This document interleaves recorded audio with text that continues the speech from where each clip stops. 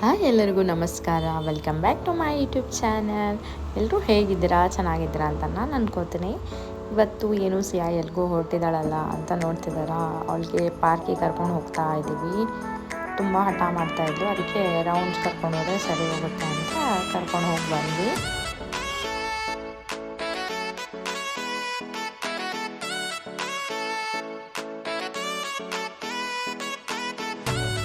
ಹಾಗೆ ಹೊಸ ಟಾಯ್ ಕೂಡ ತೊಗೊಬಂದ್ವಿ. ಅದ್ರ ಜೊತೆ ಆಟ ಶುರು ಮಾಡ್ಕೊಂಡಿದ್ದಾಳೆ. ನಾನು ಏನು ಮಾತಾಡ್ತೀನಿ ಅದೆಲ್ಲ ಅದು ರಿಪೀಟ್ ಮಾಡ್ತಿತ್ತಲ್ವ, ಸೊ ಅವಳು ನಗಾಡ್ತಾ ಇದ್ಲು. ಹಾಗೆ ಇವತ್ತು ಒಂದು ರೆಸಿಪಿ ಹೇಳ್ಕೊಡ್ತೀನಿ. ಎಲ್ರಿಗೂ ಗೊತ್ತಿರುತ್ತೆ, ಬಟ್ ನಾನು ಕೇಳಿರೋ ಪ್ರಕಾರ ತುಂಬ ಜನಕ್ಕೆ ಗೊತ್ತಿಲ್ಲ ಅನ್ಕೋತೀನಿ. ಇದು ಚಾವಂಗಿ ಅಂತ ನಾವು ಕರಿತೀವಿ, ಬಟ್ ಬೇರೆಯವ್ರು ಏನಂತಾರೋ ನನಗೆ ಗೊತ್ತಿಲ್ಲ. ಈ ಥರದೊಂದು ಸಿಗುತ್ತೆ. ಅದ್ರ ಮೇಲೆ ಚಪಾತಿ ಹಿಟ್ಟಿಂದನೇ, ಇದಿಲ್ಲ ಅಂದ್ರೂ ನಡೆಯುತ್ತೆ, ಬರುತ್ತೆ. ಆ್ಯಕ್ಚುಲಿ ಚಪಾತಿ ಸ್ವಲ್ಪ ಹುಳ್ಳೆ ಸಣ್ಣದು ಮಾಡಿಕೊಂಡು ಅದ್ರ ಮೇಲೆ ತೀರ್ಬಿಟ್ಟು ಅದನ್ನ ಬೇಯಿಸ್ಕೊಂಡು ಫಸ್ಟ್ ಕೋಟ್ ಗೀ ಹಾಕ್ಕೊಂಡು, ನೆಕ್ಸ್ಟ್ ಬೆಲ್ಲ, ಹಾಗೆಯೇ ಪುಟಾಣಿ ಪೌಡರ್, ಕೊಬ್ಬರಿ ಮತ್ತು ಗಸಗಸೆ, ಕಾಡಮಮ್ ಪೌಡರ್ ಕೂಡ ಹಾಕ್ಬೋದು. ನಾನು ಹಾಕ್ತಾಯಿಲ್ಲ.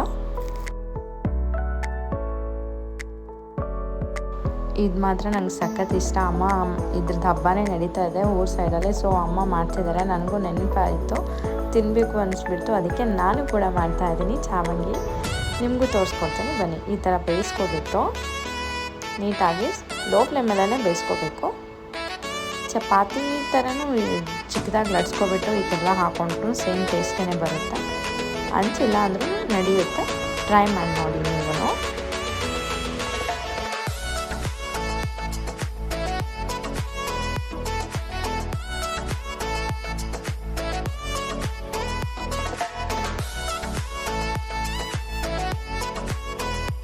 ಹಾಗೆ ಟೂನ ಬೇಯಿಸ್ಕೊಬಿಟ್ಟು ಒಂದೇ ಸಲಿಗೆ ಅದನ್ನು ಫಿಲ್ಲಪ್ ಮಾಡ್ಕೋತೀನಿ ನಾನು. ಮೇಲೆ ತುಪ್ಪ ಹಾಕಿಬಿಟ್ಟು ಸೆಕೆಂಡ್ ಕೋಟ್ನ ಜಾಗರಿ ಹಾಕ್ತೀನಿ.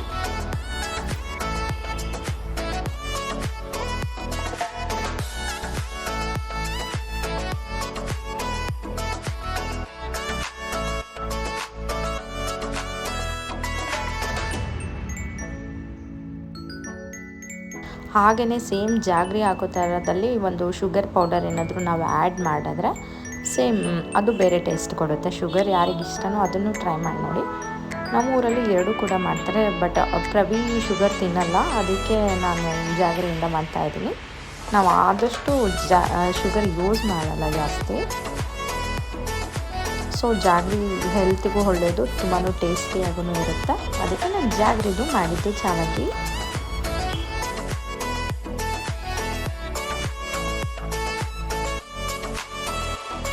ನೋಡಿ, ಕೊಬ್ಬರಿ ಮತ್ತು ಗಸಗಸೆ, ಹಾಗೆ ಏಲಕ್ಕಿ ಮತ್ತು ಒಣ ಶುಂಠಿ ಪೌಡರ್ ಬರುತ್ತಲ್ವ, ಅದು ಕೂಡ ಹಾಕ್ಬೋದು. ನಾನು ಹಾಕ್ತಾಯಿಲ್ಲ, ಮನೇಲಿ ಏನಿದೆ ಅದರಲ್ಲೇ ಮಾಡ್ತಾಯಿದ್ದೀನಿ.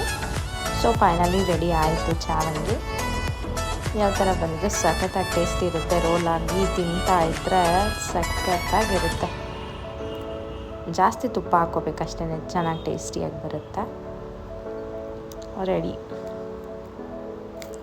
ನಮ್ಮ ಮನೆಯವರು ಇದನ್ನು ಬ್ರೇಕ್ಫಾಸ್ಟ್ಗೂ ಕೂಡ ಕೇಳಿ ಮಾಡಿಸ್ಕೋತಾ ಇದ್ದಾರೆ, ಅಷ್ಟು ಟೇಸ್ಟಿಯಾಗಿದೆ.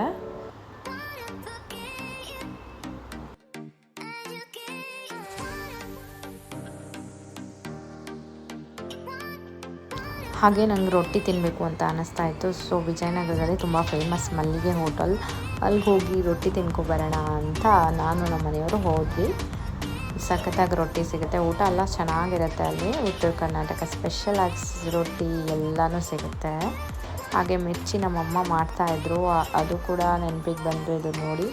ಅದನ್ನು ತುಂಬ ಮಿಸ್ ಮಾಡ್ಕೋತೀನಿ. ನಾವು ಊಟ ಮಾಡ್ಕೊಬಂದು ಸಿಯಾಗೂ ಹೊಟ್ಟೆ ಹಸಿವಾಗಿತ್ತು, ಅವಳಿಗೂ ಆ್ಯಪಲ್ ಮತ್ತು ಕ್ಯಾರೆಟ್ ಪ್ಯೂರ್ನ ರೆಡಿ ಮಾಡಿಬಿಟ್ಟು ಅವಳಿಗೂ ಊಟ ಮಾಡ್ಸೋಕ್ಕೆ ರೆಡಿ ಮಾಡಿದೆ. ಸಿಯಾ ನನಗೆ ಊಟ ಮುಗಿಸಿ ನನಗೂ ಲಾಲಿ ಆಡ್ತಾಳೆ, ಗೊತ್ತಾ ಹೇಗೆ ಲಾಲಿ ಮಾಡ್ತಾಳೆ ಅಂತ ನೀವು ನೋಡಿ. ಹೀಗೆ ನನ್ನ ಮಗಳು ನನಗೆ ಲಾಲಿ ಮಾಡ್ತಾ. ಇವತ್ತಿನ ವ್ಲಾಗ್ ನಿಮಗೆಲ್ಗೂ ಇಷ್ಟ ಆಯಿತು ಅಂತ ನಾನು ಅನ್ಕೋತೀನಿ. ನೆಕ್ಸ್ಟ್ ವ್ಲಾಗಲ್ಲಿ ಮತ್ತೆ ಬರೋಣ ಅಂತ ಹೇಳ್ತಾ, till then take care, bye bye, see you.